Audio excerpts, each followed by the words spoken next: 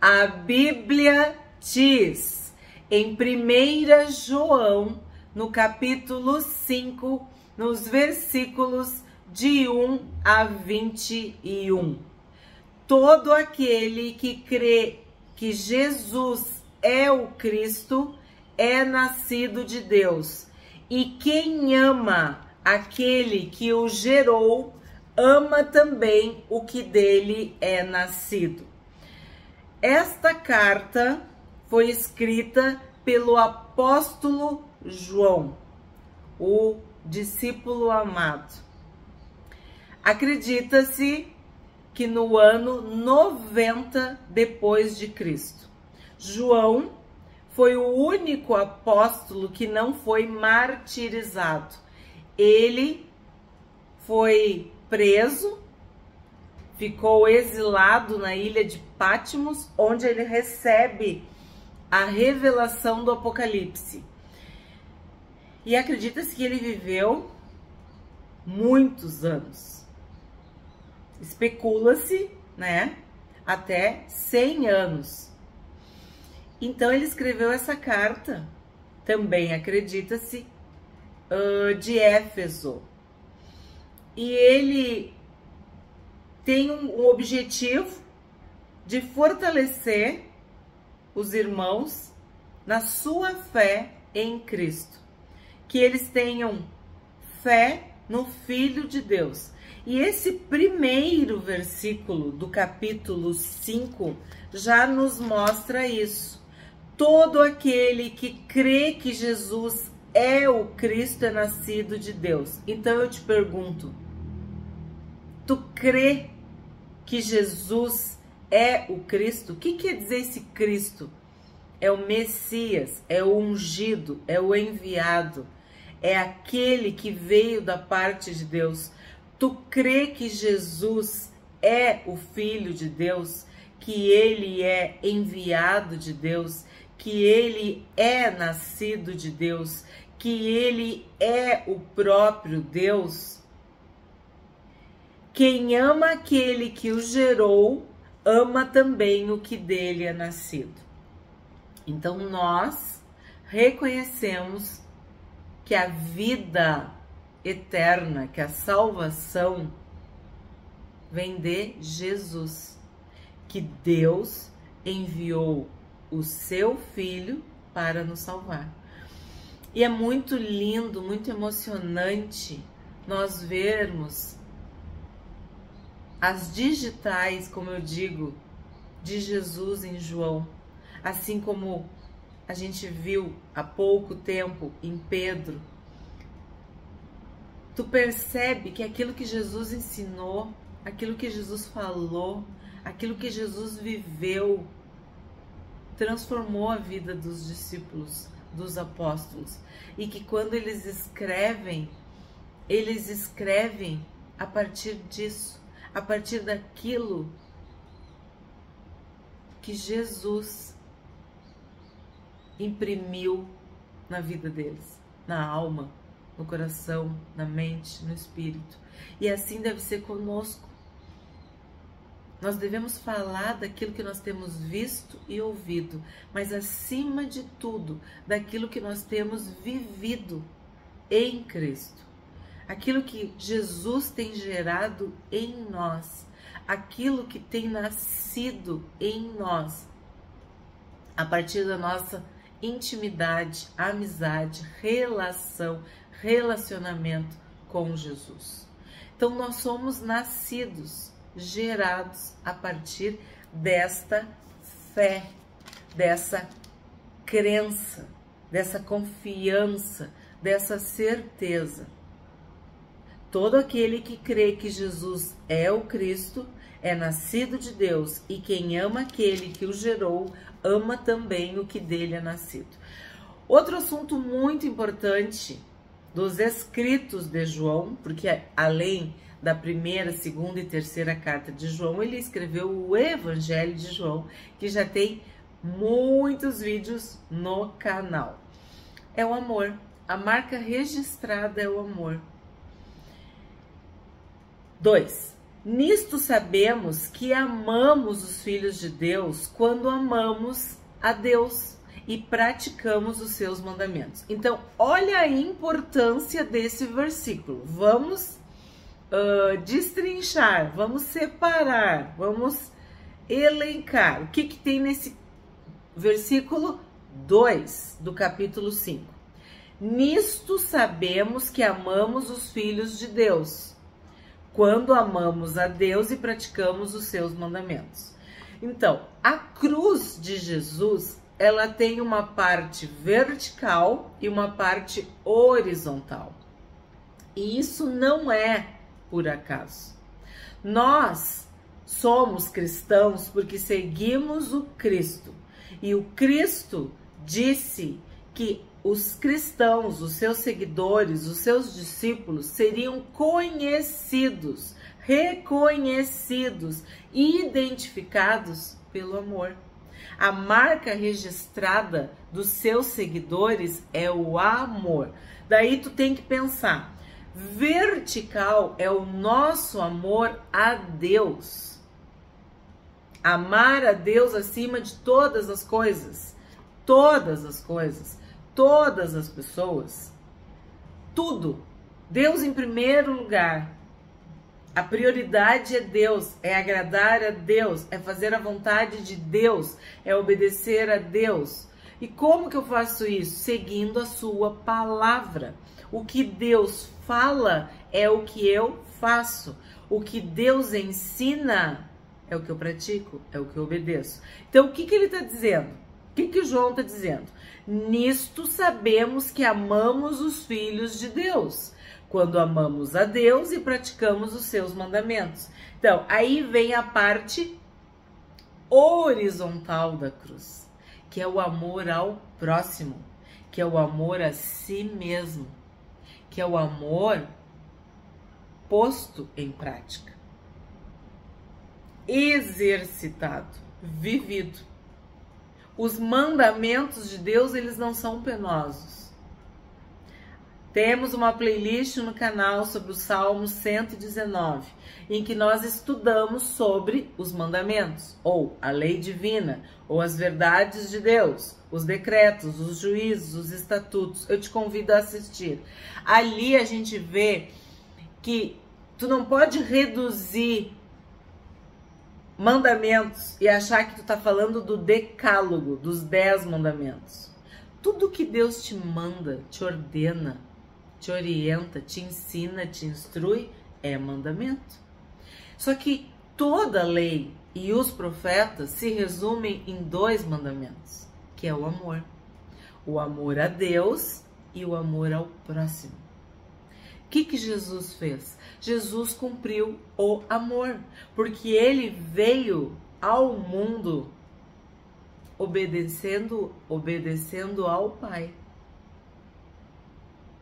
Quando tu ama a Deus, tu obedece. Então, tu guarda, tu pratica os mandamentos. E ele amou aqueles que eram dele até o fim. E é isso que cabe a nós. Amar até o fim. Amar a Deus acima de todas as coisas e ao próximo como a nós mesmos. 3. Porque este é o amor de Deus, que guardemos os seus mandamentos. E os seus mandamentos não são difíceis de guardar. Que na outra tradução dizia, não são penosos. Por que não são penosos? Porque Deus só dá boa dica, só dá dica boa, só dá boas ordens. E essas ordens são sempre para nossa proteção, para o nosso crescimento. Um filho que ama seu pai, um filho que ama sua mãe, ele pensa dessa forma. O meu pai me ama, então se ele está dizendo que não pode, que isso não é bom, é porque isso não pode, isso não é bom. É porque tu ama o pai, tu confia no pai. A mãe diz não faz, não vai, não fala. Tu acredita, tu confia, tu pensa, tu respeita, tu honra. Deve ter um motivo. é proteção. Então, quando tu muda a tua perspectiva em relação aos mandamentos, às ordens, quando tu entende que é limite, proteção, cuidado, amor, ensino, não é penoso. Não é penoso. Não é difícil de guardar. Porque tu entende o princípio por trás daquela ordem. Tu entende o porquê Deus fala assim contigo. Por que Deus está te dizendo que isso pode, que isso não pode, que isso tu faz, que isso tu não faz? Tu entende, tu discerne e daí tu obedece. 4. Porque tudo o que é nascido de Deus vence o mundo. E esta é a vitória que vence o mundo, a nossa fé. Não falei para vocês que um dos objetivos desta carta é fortalecer os cristãos na sua fé em Cristo? Não tem outro jeito de agradar a Deus senão pela fé. É impossível agradar a Deus se não for pela fé. E a fé em Cristo, a fé em Deus, a fé na palavra de Deus. E olha só, a vitória que vence o mundo. Nós vencemos o mundo através da nossa fé. Nós acreditamos, nós confiamos, nós esperamos em Deus, na palavra de Deus. Quem é o que vence o mundo, senão aquele que crê que Jesus é o Filho de Deus? Então, Paulo diz que nós somos mais que vencedores. Por quê? Porque nós cremos que Jesus é o Filho de Deus. Jesus é Deus. Jesus é Senhor e Salvador. 6. Este é aquele que veio por meio de água e sangue, Jesus Cristo. Ele não veio somente com a água, mas com a água e com o sangue. E o Espírito é o que dá testemunho, porque o Espírito é a verdade. Aí que eu te digo as digitais, ó, que eu falei antes. Isso aqui a gente já leu no Evangelho de João.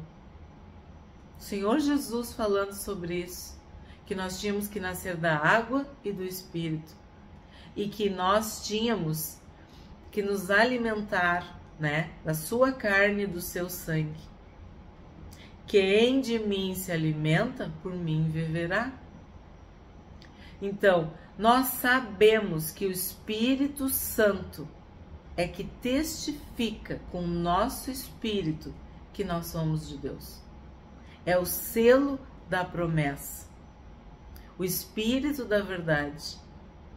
O Espírito que o mundo não tem. Quem tem são os filhos de Deus. 7. Pois há 3 que dão testemunho: o Espírito, a água e o sangue.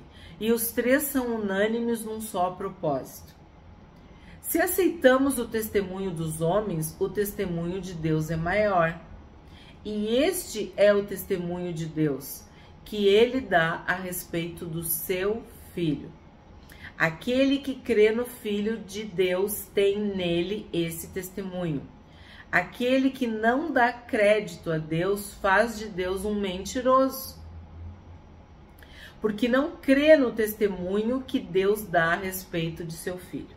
Então a gente sabe que João Batista veio como a voz que clama no deserto, batizando com água. Mas sabemos que o Senhor Jesus morreu e ele teve um batismo de fogo, um batismo de sangue, um batismo de morte. Ele foi morto, sepultado e ele ressuscitou. E quem ressuscitou Jesus? O Espírito. O Espírito que habita em vós é o Espírito que ressuscitou Jesus dentre os mortos.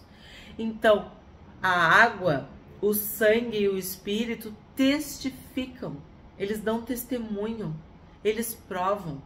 E o que nós fazemos, né? Nós aceitamos o Senhor Jesus e nós nos batizamos. E o sacramento do batismo O que ele simboliza? A morte para o pecado e uma nova vida com Cristo. A ressurreição para uma nova vida. Tu começa uma nova história a partir do dia, né, que tu te converte, que tu tem teus pecados perdoados. E isso aponta para a ressurreição. E nós recebemos o Espírito Santo de Deus. E é esse Espírito que nos convence do pecado, da justiça e do juízo. É esse Espírito que nos guia a toda a verdade. É esse Espírito que nos faz lembrar, entender, aprender, porque é o próprio Espírito Santo, o autor da Bíblia, ele que inspirou, que iluminou a Bíblia. É o Espírito Santo, por ser santo, que nos santifica, que nos aperfeiçoa, que nos faz crescer em Cristo, desenvolver a nossa salvação. 10. Aquele que crê no Filho de Deus tem nele esse testemunho. Aquele que não dá crédito a Deus faz de Deus um mentiroso, porque não crê no testemunho que Deus dá a respeito do seu Filho. Isso aqui mudou a minha mente quando eu era adolescente. Por quê? É do senso comum, sei lá, 99% das pessoas acreditarem em Deus. E eu já compartilhei isso. Eu amava Deus, eu acreditava em Deus, eu gostava de Deus, mas Jesus, eu pensava... E essa imagem do Jesus que sofreu, que apanhou, que foi traído, todo machucado, ele não te inspira. Tu pensa assim que tu fica até com pena dele, né? Quando tu não conhece o Jesus ressurreto, o Jesus que venceu a morte. Porque parece que contam a história até um pedaço, né? E eu não sei como é que foi pra ti, mas eu amava Deus e eu queria acreditar que Jesus era Deus, que Jesus era Filho de Deus. E esse versículo está dizendo o quê? Que quem crê no Filho de Deus, quer dizer, quem crê em Jesus, tem nele esse testemunho. Mas quem não dá crédito a Deus faz de Deus um mentiroso. Então, se Deus está dizendo, este é meu filho amado, em quem me comprazo, esse é meu filho amado, em quem eu tenho prazer, esse é o Salvador, glória a Deus nas alturas, né? E aos homens de boa vontade, as pessoas que realmente amam a Deus, elas vão reconhecer o Filho. Quem ama o Pai, ama o Filho. Quem conhece o Pai, conhece o Filho. Quem honra, adora, louva o Pai, honra, adora e louva o Filho.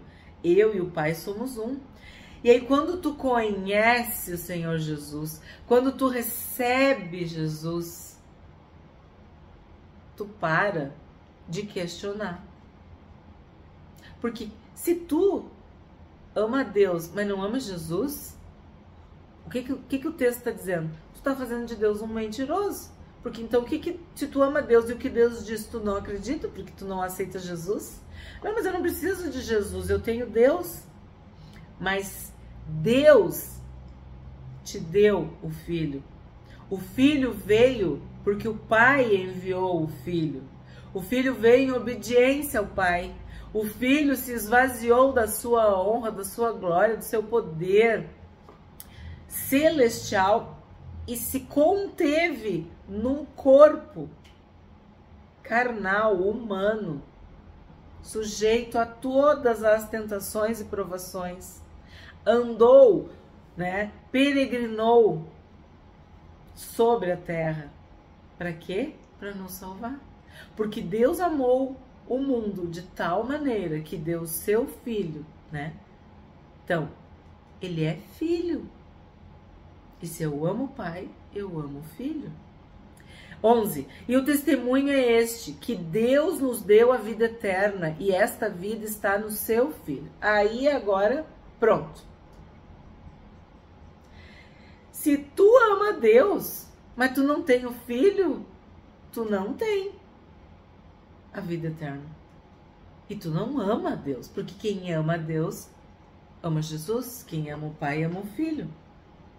A vida eterna está no Filho. A vida eterna está no Filho. Vou repetir. A vida eterna está no Filho. E o testemunho é este, que Deus nos deu a vida eterna. E esta vida está no seu Filho. A vida eterna está no Filho. Não é nessa, nem nesse. Não é se tu fizer isso ou se tu fizer aquilo. A salvação não está no teu dinheiro, no teu status, na tua cultura, no teu poder, na tua carreira, na tua família, na tua religião, na tradição.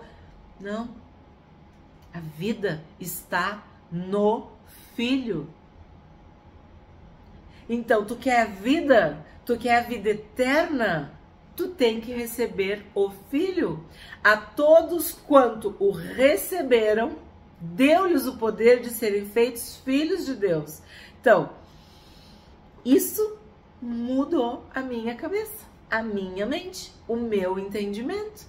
E isso acontece com muitas pessoas que são cristãs, que se consideram cristãs, que amam a Deus, que têm reverência, que consideram Deus, que creem em Deus. Mas a vida eterna está no Filho. Jesus é o caminho, a verdade e a vida. A vida eterna está no Filho. Então tu precisa do Filho. Tu precisa receber o Senhor Jesus no teu coração. Esta é a vida eterna. 12. Quem tem o Filho tem a vida. Quem não tem o Filho de Deus não tem a vida. Então não adianta tu ter biquinho, birrinha, implicância, restrições, questionamentos, reticências a respeito de Jesus. Não. Jesus é Filho de Deus. Jesus é o próprio Deus encarnado. É o Deus Emanuel. É o Deus conosco. É o Senhor e Salvador. 13. Estas coisas escrevi a vocês que creem no nome do Filho de Deus, para que saibam que tem a vida eterna. Então, olha se não é um evangelista mesmo, se não é alguém que insiste, que repete, que reitera, que deixa claro, que reforça, sabe? Estas coisas escrevi a vocês que creem no nome do Filho de Deus, para que saibam que tem a vida eterna. Então, tu crê no Filho de Deus, tu tem a vida eterna. Não tenha dúvida. Tu já tá salvo. Tu já tá salva. Tu vai pro céu, porque o Filho de Deus habita no teu coração. E ele te sela com o Espírito Santo de Deus. Ó, para que saibam que tem a vida eterna. Tu tem a vida eterna. Tu tem o Filho, tu tem a vida eterna. 14. E esta é a confiança que temos para com Ele, que se pedirmos alguma coisa segundo a sua vontade, Ele nos ouve. Então, não seja feita a minha vontade, mas a tua vontade. Foi isso que o Senhor Jesus disse. A oração universal do Pai Nosso que Ele ensinou é isso. Nós devemos buscar a vontade de Deus, por mais que nos custe. Tu tem que abrir mão da tua vontade, do teu querer, para fazer a vontade de Deus, o querer de Deus, o agrado de Deus.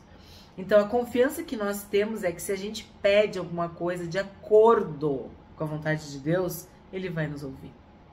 Ele vai até ficar feliz de saber que tu tá orando, pedindo algo que é claramente da vontade dele. Isso alegra, isso é grato ao Senhor, é agradável ao Senhor. 15. E se sabemos que Ele nos ouve quanto ao que lhe pedimos, estamos certos de que obtemos os pedidos que lhe temos feito. Então, quando tu ora, quando tu pede dentro da vontade de Deus, tu tem certeza da resposta, né? 16. Se alguém vê o seu irmão cometer pecado que não leva à morte, pedirá e Deus dará vida a esse irmão.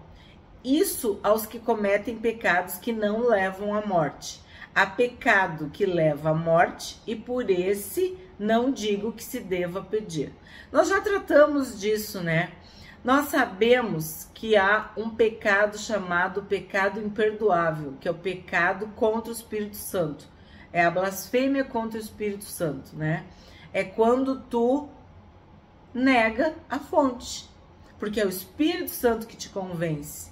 Nós sabemos que nós precisamos do atuar regenerador, santificador do Espírito Santo para que nós venhamos a crer, para que nós venhamos a ter fé, para que nós cheguemos à salvação. A gente tem que receber a graça de Deus, a salvação, mediante a fé. E é o Espírito Santo que opera em nós, nos convencendo do pecado, da justiça e do juízo. Há pecado que leva à morte, e por esse não digo que se deva pedir. 17. Toda injustiça é pecado, e há pecado que não leva à morte. Bom, aí vem outra interpretação, né? De que existem pecados capitais. Nós já tratamos disso aqui no canal também.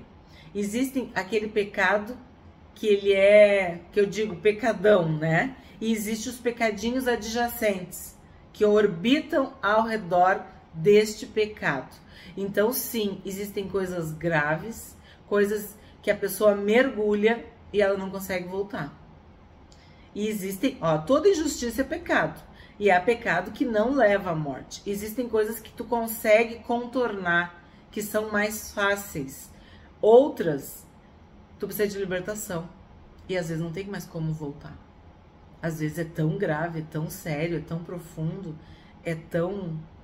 A gente viu, né? Em Saul. Temos vários exemplos. Mas nós já tratamos disso aqui no canal. Se tu não assistiu, dá uma pesquisada aí, que tu vai ter muitos vídeos sobre este assunto. 18. Sabemos que todo aquele que é nascido de Deus não vive em pecado, porque quem é nascido de Deus guarda a si mesmo e o maligno não pode tocar nele. Então, o que acontece aqui? É uma grande diferença. Se tu é nascido de Deus, tu não vive em pecado, tu não vive na prática do pecado.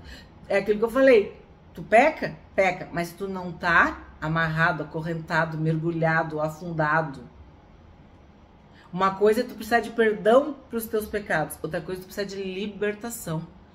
A gente viu quando Satanás entrou em Judas. Saul é um exemplo muito forte também. Então é bem diferente tu viver em pecado, tu viver na prática do pecado e tu pecar, como todos nós pecamos. Então, quem é nascido de Deus guarda a si mesmo e o maligno não pode tocar nele. Sabemos que somos de Deus e que o mundo inteiro jaz no maligno. Então é totalmente diferente. Uma pessoa que é de Deus, nascida de Deus, regenerada em Deus, e aquele que vive no pecado, na prática do pecado. Também sabemos que o Filho de Deus já veio e nos tem dado entendimento para reconhecermos aquele que é o verdadeiro. E nós estamos naquele que é o verdadeiro, em seu Filho, Jesus Cristo. Este é o verdadeiro Deus e a vida eterna. Filhinhos, cuidado com os ídolos. O que a gente aprendeu hoje neste capítulo de João? De que Deus nos deu a vida eterna e esta vida está no seu Filho. Aquele que tem o Filho tem a vida. Aquele que não tem o Filho de Deus não tem a vida. Sabemos que todo aquele que é nascido de Deus não vive em pecado, não vive na prática do pecado. Ele não está acorrentado, preso no pecado, ele não tem prazer no pecado. E o maligno não lhe toca. Nós somos de Deus, mas o mundo inteiro jaz no maligno. O pecado não tem mais poder sobre os filhos de Deus, sobre aqueles que são nascidos de Deus.